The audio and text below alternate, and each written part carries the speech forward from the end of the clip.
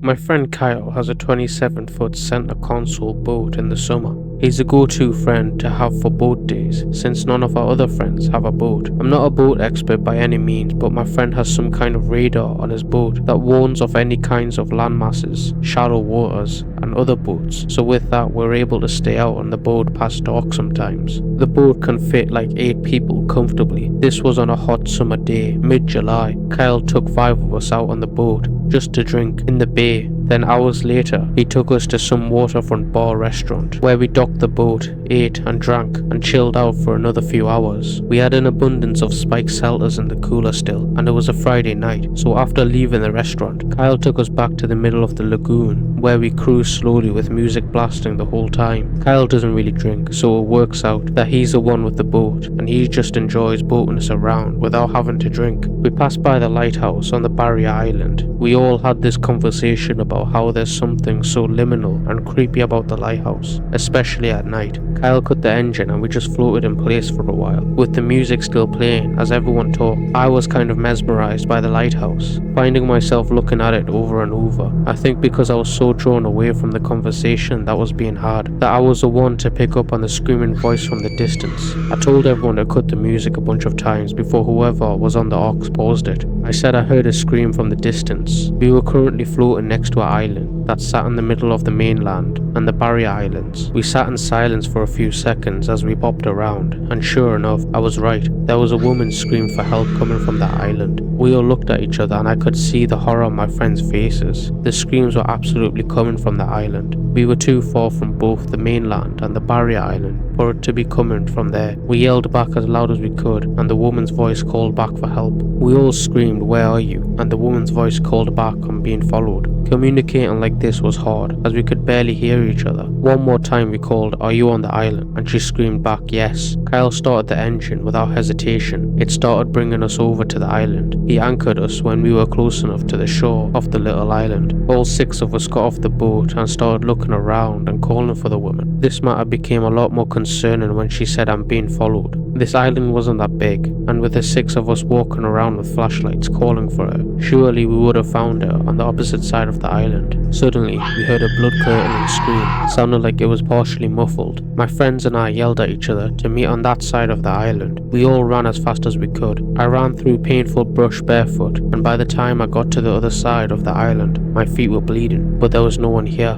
I met my friend Kyle and Jake, who were already there, and they said they heard the sound of the boat motor driving away. There was also a fresh wake in the water, clearly from a boat that had just left, but it was too dark to see anything deeper into the water. I called 911 and reported this so that Bay Patrol could be on the lookout for any mysterious boats with its lights off. A Bay Patrol boat came to Kyle's boat where we anchored, and we all frantically told the 2 officers aboard what just happened. They walkie-talkied to, I'm sure, every other boat on duty, and it became a whole manhunt. I don't think the boat was ever found though, because it didn't end up on the news or anything. All I know is there was no one on the island by the time we searched it. We were all so freaked out about this that Kyle brought the boat back to the marina, and we all just ended up chilling in his backyard and talking about what happened to this day. We still don't know what that was about. There were no news articles of the missing woman. As far as we know, was it some kind of kidnapping, or was it a group of strangers playing some prank? I don't know, and I don't think we'll ever know.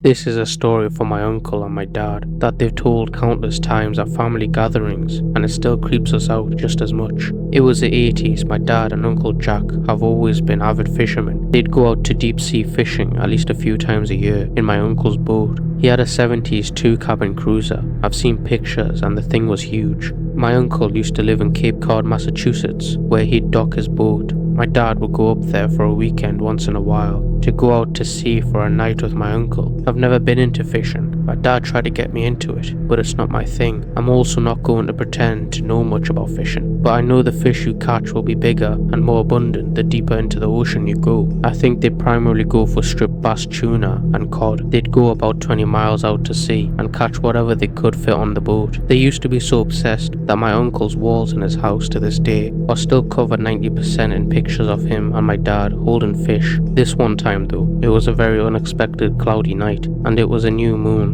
They were currently in the cabin having a beer together, playing cards after supper, when something went wrong. The boat and the lights died. My Uncle Jack had to check the circuit panel, but doing so in the dark with nothing but a crappy flashlight was difficult though. Upon checking in the circuit panel, my uncle learned that something caused two of the fuses to blow, inconveniently eliminating almost all the light on the boat, including the running lights. They didn't really have much of a choice other than to call it a night early and wait till dawn to head back to the shore. But within an hour was around the time they started to hear a humming type sound coming from around 20 meters in the horizon. They went out onto the deck of the boat. My dad always says it was nearly impossible to tell if his eyes were open or closed. That's how dark it was. There was a strange humming sound coming from behind the boat. Both my dad and uncle stepped to the stern of the boat and they realized the humming sound didn't sound like any kind of fish. They said it sounded like a person groaning, but even with the flashlight they couldn't see beyond maybe 5 feet in front of them. It was starting to rain, so the two of them went inside the cabin. It would have been a horrible idea to try to drive the boat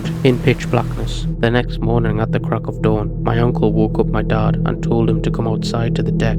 Through the thick fog, they could see another boat floating in the near distance. My Uncle Jack drove the boat closer to the vessel and then blew the whistle he had on the boat to try to get anyone's attention who may have been in the cabin. The boat looked like it could have been abandoned though, so attaching a rope from one boat to another, my uncle jumped onto the boat. The cabin door was unlocked. He stepped into the cabin and smelled the disgusting, sickening smell of death. He saw a man hanging by a rope in the cabin. He ran back out and back onto his boat and tried to throw up into the water. My dad says he didn't even dare go down and see the body after his brother told him what he saw. My dad and Uncle Jack marked the current coordinations and contacted the nearest Coast Guard station through the VHF radio. The Coast Guard was there within an hour, and only then did my dad and uncle head back to shore. They still don't know what that humming sound was. This story still haunts my uncle the most because he's the one who actually saw that body. They definitely together hold the scariest fisherman story I've ever heard.